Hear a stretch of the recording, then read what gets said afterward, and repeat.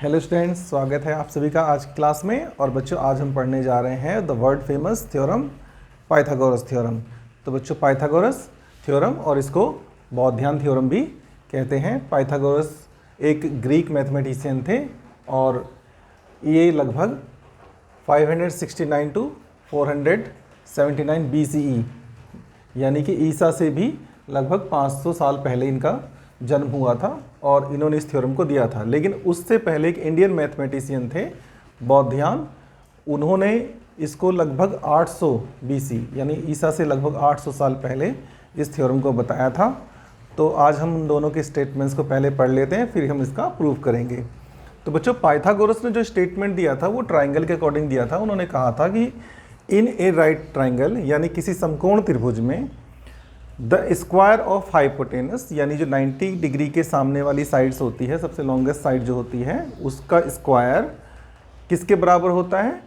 Is equal to the sum of the square of two other sides, यानी जो बाकी बची हुई दो साइड्स हैं उनके स्क्वायर के सम के इक्वल होता है। ये स्टेटमेंट दिया था पाइथागोरस ने, ठीक है। और जो इंडियन मैथमेटिशियन थे बौद्धियान, उन्होंने क्या बताया था? उन्होंने इसको रेक्टेंगल के थ्रू बताया था। जैसे the diagonal of a rectangle produce by itself the same area as produced by it both sides length and या breadth। both sides मतलब जो दो साइड्स की बात की, इन्होंने क्या कहा था कि ये जो इसका डायगोनल है, इस रेक्टेंगल का डायगोनल है, इसका जो इससे जो बनने वाला एरिया है, ठीक है ना, अगर इस लेंथ को लिया जाए और जो बाकी अदर दो साइड्स हैं उनसे जो एरिया बनेगा, उन दोनों का अगर सम कर दें तो वो इसके बराबर होगा।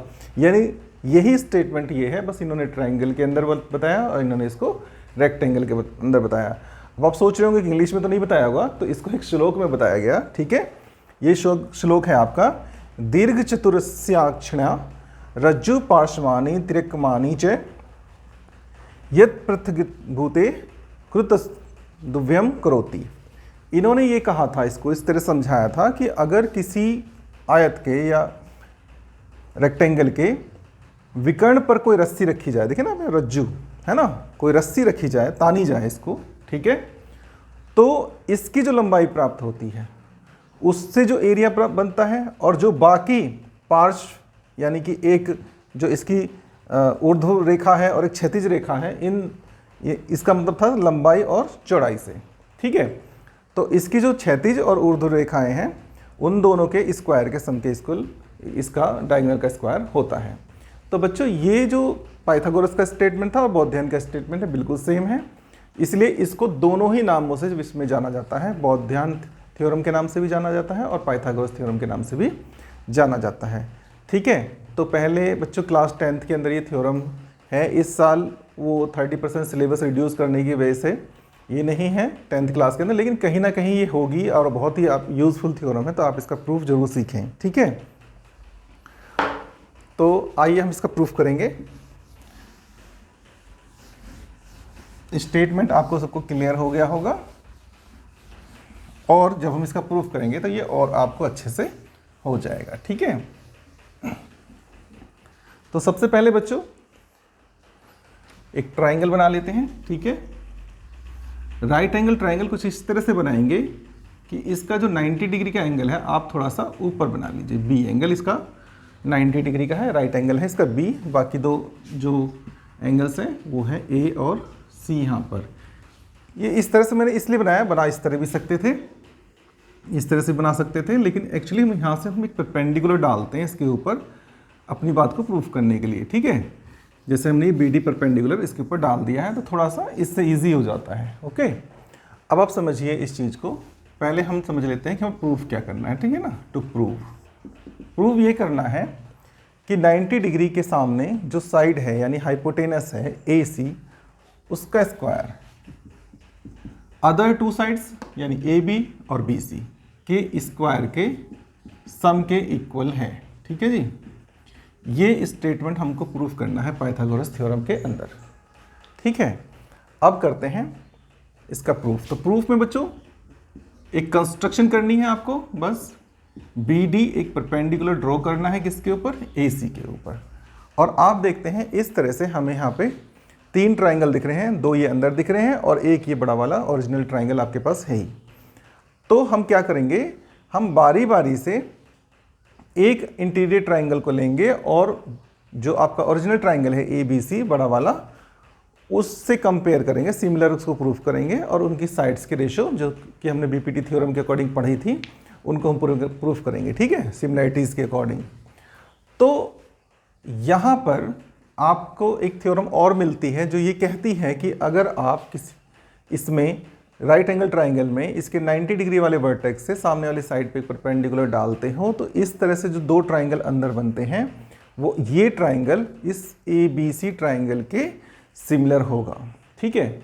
तो आप डायरेक्ट भी इस रिजल्ट को लिख सकते हो कि ये जैसे अगर मान लीजिए ABD की बात करें तो वो ABC के सिमिलर है, या फिर आप इस बात को प्रूफ भी कर सकते हैं। प्रूफ भी कोई मुश्किल नहीं है, प्रूफ भी इतना आसान है कि अगर मान लीजिए मुझे 2 ट्राइंगल लेने हैं, मैं ले ही लेता हूँ इसको कि अगर मुझे ट्राइंगल लेना है क्या ADB, यानी ADB ये राइट एंगल ट्राइंगल लिया है मैंने ये वाला, ठीक है, और फिर बड़ा ट्राइंगल ले लिया है, मान लीजिए ये है ट्राइंगल ABC ये रहा, ठीक है। अब इन दोनों को मुझे सिमिलर प्रूफ करना है। तो कितना आसान है सिमिलर प्रूफ करना, बहुत ही आसान है, क्योंकि आप देख रहे हैं कि दोनों के अंदर ये A एंगल जो है वो क्या है, कॉमन है, ठीक है। तो ये तो कॉमन हो गया और दोनों के अंदर एक एक राइट एंगल है। जैसे इस ट्राइंगल के अंदर ये ADB राइट एंगल है और उस ट्राइंगल के अंदर ABC ये एंगल राइट एंगल है, ये दोनों 90 डिग्री हैं। तो आप देख रहे हैं कि दोनों ट्राइंगल के अंदर कंपेयर करने पे ABD और ABC के अंदर 2 एंगल इक्वल हो गए। तो जो आपने क्राइटेरिया पढ़े हैं किसके, ए सिमिलैरिटी क्राइटेरिया जो आपने पढ़ा है उसके अकॉर्डिंग ट्राइंगल जो आपका ADB है वो सिमिलर हो जाएगा ट्राइंगल ABC के। हो गया प्रूफ। चाहो तो आप मैंने जो पहले आपको थ्योरम बताई उसके रिजल्ट के अकॉर्डिंग भी डायरेक्ट लिख सकते हैं कि ये ADB सिमिलर है ABC के, या फिर आप 4-5 लाइन में आप ये प्रूफ भी कर पाएंगे कि ये इसके सिमिलर है। सिमिलर प्रूफ करना जरूरी है क्योंकि हमें इसके साइड्स के रेशियोज लेने हैं। जैसे अब क्या करते हैं, अब ये दोनों ट्राइंगल सिमिलर्स हैं तो इसकी कॉरस्पॉन्डिंग साइड्स के रेशियोज इक्वल होंगे। जैसे अगर हमने ये छोटा वाला ट्राइंगल लिया है ADB और इसमें हमने ये साइड ली है कौन सी, AD, ठीक है। AD साइड क्यों, क्योंकि हमारे पास 2 ऑप्शन है 2 साइड लेने के। आप देख रहे हैं कि एक ट्राइंगल में 3 साइड्स होती हैं। जैसे ये AD है, यहाँ पे BD है और एक है ये AB। तो हम क्योंकि BD को नहीं लेंगे कहीं भी, क्योंकि BD हमने सेल्फ कंस्ट्रक्ट की है, हमने खुद बनाई थी, ये BD को परपेंडिकुलर था, तो इसका कोई रोल नहीं। इसको हम जो यूज़ में लास्ट में रिजल्ट में नहीं दे सकते, इसको हम इसलिए नहीं ले रहे हैं। हमें लेना है केवल AD को और AB को। तो पहले हमने इसकी ले ली साइड कौन सी, AD, ठीक है। अब AD, अगर इस ट्राइंगल में AD आपको ये देखना है कि ये AD किस एंगल के सामने है, तो ये जो एंगल है ना आपका ADB ट्राइंगल का, ये एंगल इतना, ये इसके सामने साइड है। तो अब ये देखना है कि ये वाला एंगल बड़े वाले ट्राइंगल के अंदर किसके कॉरस्पॉन्डेंट है ना, किसके संगत है। तो आप जानते हैं ये वाला एंगल सेल्फ में इसी के कॉरस्पॉन्डेंट था, संगत था। 90 डिग्री 90 वाले के संगत था, तो ये वाला किसके संगत होगा, इसके संगत, बड़े वाले ट्राइंगल में, यानी ABC में ये एंगल इसके कॉरस्पॉन्डेंट है, यानी कि ये और ये इक्वल है। तो इस एंगल के सामने एक साइड AD ली है, तो इस एंगल के सामने वाली साइड जो पड़ेगी वो बड़े ट्राइंगल में पड़ेगी AB। तो हमने कौन सी साइड ली, AB। इस चीज़ को आप अच्छे से समझ लीजिए, क्योंकि यहीं पे बच्चे कंफ्यूज होते हैं। यही प्रॉब्लम है कि वो यहीं पे उनको बातें समझ में नहीं आती हैं कि आखिर ये लिए कैसे जाते हैं साइड। तो मैं आपको बता रहा हूँ, जब आप एक साइड चूज़ करते हैं तो ये चूज़ कीजिए कि किस एंगल के सामने है, फिर जिस ट्राइंगल से आप उसकी कंपेयर कर रहे हैं उस ट्राइंगल में वो एंगल किसके इक्वल है और उसके सामने की साइड लेनी है। तो जैसे मैंने आपको बताया कि हमने AD साइड ली, वो इस साइड इस एंगल के सामने थी। ये एंगल किसके बराबर था, C के बराबर था बड़े ट्राइंगल, और C के सामने साइड जो आएगी वो आएगी AB। इसको मत देखना BD को, क्योंकि मैं पूरे ट्राइंगल ABC की बात कर रहा हूँ, तो C के सामने साइड आएगी AB। तो हमने ये ले लिया, ठीक है।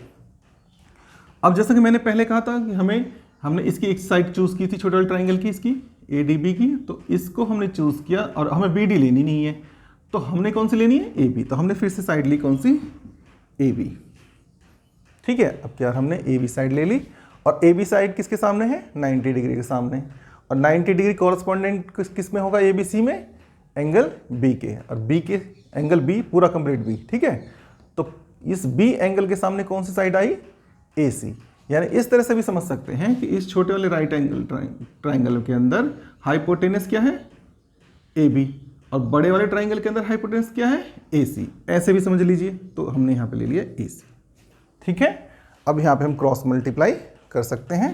क्रॉस मल्टीप्लाई में ए डी इंटू ए सी हो जाएगा, और यहाँ पे ए बी की ए बी में मल्टीप्लाई होगी तो ए बी स्क्वायर आएगा। ये इक्वेशन 1 बना के हमने यहाँ पे छोड़ देनी है।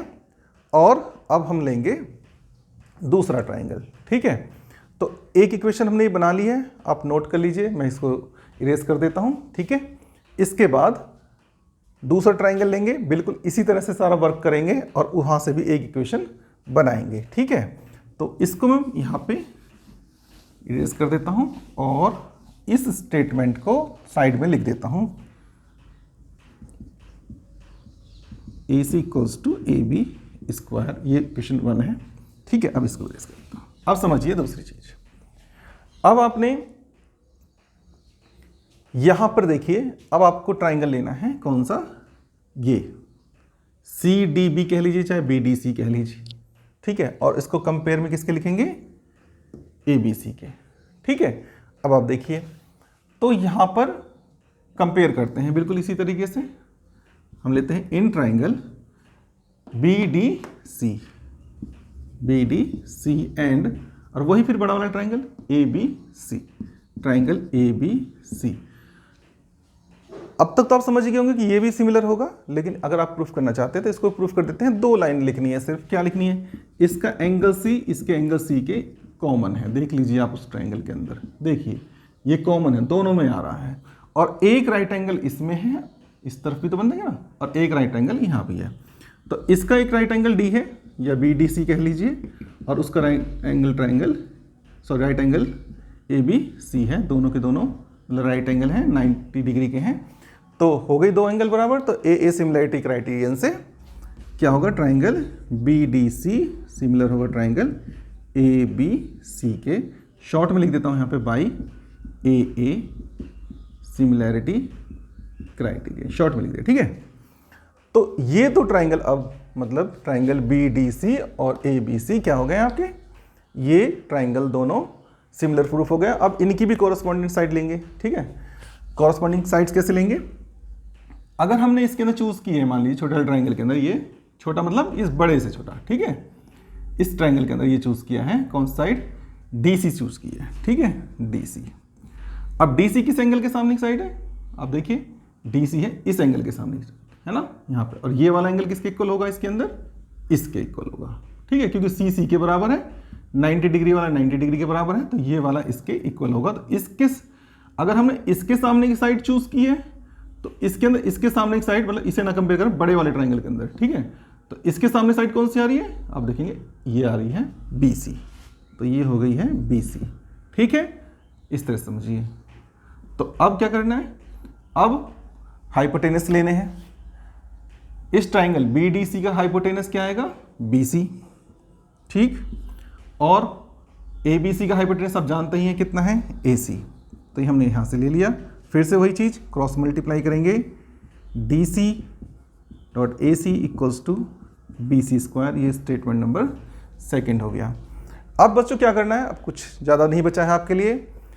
इक्वेशन 1 को और इक्वेशन 2 को ऐड कर देना है, ठीक है। तो हम यहाँ पे लिखेंगे एडिंग इक्वेशन 1 एंड 2, ठीक है।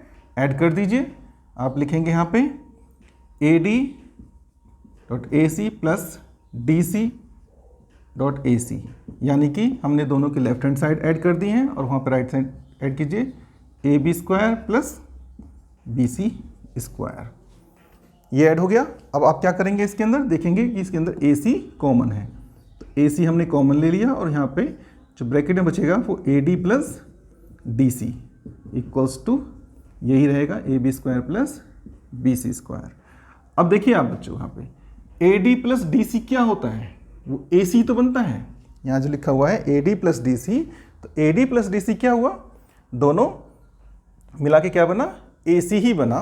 तो आप देख सकते हैं यहाँ पे AC डॉट AC यानी कि AC का हो गया स्क्वायर, ठीक है।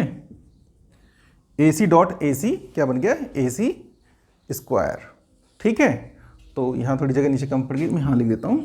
तो आप AC और AC की मल्टीप्लाई करेंगे तो क्या हो जाएगा यहाँ पे, AC square equals to AB square plus BC square, और ये हो गई आपकी प्रूफ पाइथागोरस थ्योरम। तो बहुत ही आसान है, ऐसा मुश्किल कुछ नहीं है। थोड़ा सा बस क्या है कि आपको सिमिलरिटी जो है वो प्रूफ करनी आनी चाहिए। दो ट्राइंगल्स में सिर्फ दो पेयर में ट्राइंगल्स आपको सिमिलर प्रूफ करने होते हैं, उनकी कॉरस्पॉन्डिंग साइड लेनी होती है, और बहुत ही आसानी से हम इसको बड़े आराम से प्रूफ कर सकते हैं। अगर बच्चों आप इसका प्रूफ जानते हैं तो आप पाइथागोरस थ्योरम से रिलेटेड बहुत सारे क्वेश्चंस को आसानी से कर सकते हैं। तो आशा है आपको समझ में आई होगी। आप इसका रिवीजन कीजिएगा, इसको अच्छे से तैयार कर लीजिएगा और इससे रिलेटेड खूब सारे सवाल करके देखिएगा, आपकी प्रैक्टिस अच्छी हो जाएगी। Thank you.